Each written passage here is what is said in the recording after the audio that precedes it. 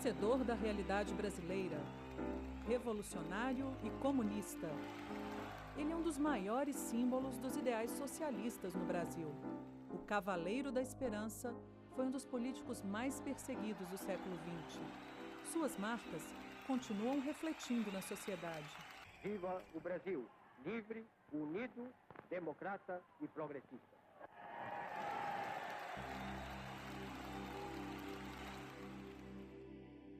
Luiz Carlos Prestes poderia ter sido presidente do Brasil em 1930, mas não quis. O cargo, naquele contexto, iria contra seus ideais políticos. Se aceitasse, teria que aderir à política de Getúlio Vargas e não poderia desistir depois, ou estaria aniquilado. Ele entendeu que a Revolução de 30 não tinha respaldo em forças sociais e achava que o movimento não iria resolver os problemas do povo. Seria apenas uma troca de interesses dominantes.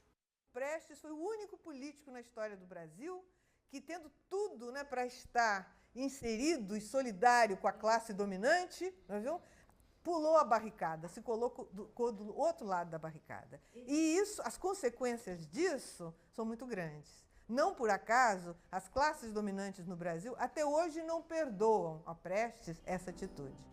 A década de 20 foi um período de efervescência política e cultural no Brasil. A Semana de Arte Moderna em São Paulo contestou os padrões culturais e estéticos da época. Surgiu o Partido Comunista, inspirado na Revolução Russa. O levante militar no Forte de Copacabana e a Coluna Prestes lutaram contra o regime oligárquico. Prestes, carinhosamente chamado de Velho, nasceu em Porto Alegre em 1898 e formou-se em engenharia na Escola Militar do Rio de Janeiro. O mundo lutava pela democracia e, em 1924, Luiz Carlos Prestes liderou o movimento revolucionário tenentista para derrubar o presidente Arthur Bernardes. Não conseguiu, mas levou seus homens para o oeste do Paraná, onde se uniu às tropas revolucionárias de São Paulo, recém-derrotadas pelas forças legalistas. Assim surgiu, em 1925, a Coluna Prestes, maior marcha militar conhecida que abalou a República Velha e jamais foi vencida. O grupo rodou 25 mil quilômetros pelo interior de vários estados, combateu durante 2 anos o autoritarismo do governo e pregou o voto secreto para o eleitor.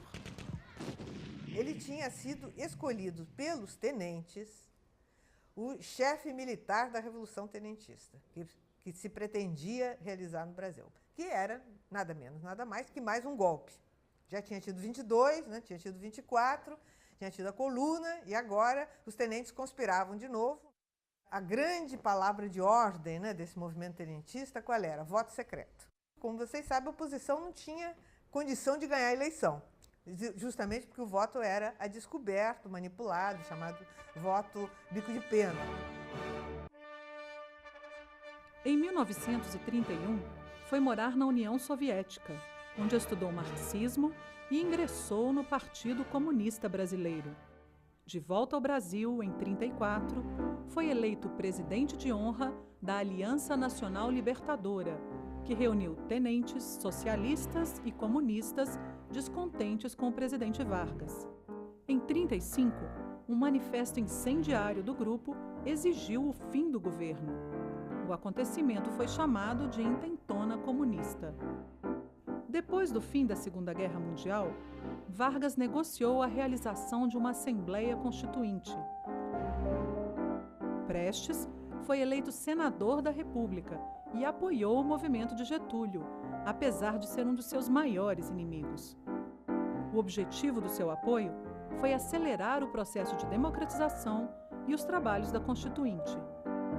A nova Constituição foi assinada em 1946. Prestes atravessou o século XX na militância e tornou-se uma das figuras centrais do cenário político do país. Casou-se com a também comunista Olga Benário. Foi preso algumas vezes e outras teve que ir para o exílio. Além disso, ainda foi obrigado a viver na clandestinidade por muito tempo. Deixou o Partido Comunista em 1979 em função de divergências internas. E, na década de 80, orientou seus seguidores a ingressar no Partido Democrático Trabalhista, o PDT. Junto com o líder da sigla, Leonel Brizola, trabalhou para o partido até 1990, com 92 anos de idade. Por toda a sua luta, é considerado um dos construtores do Brasil.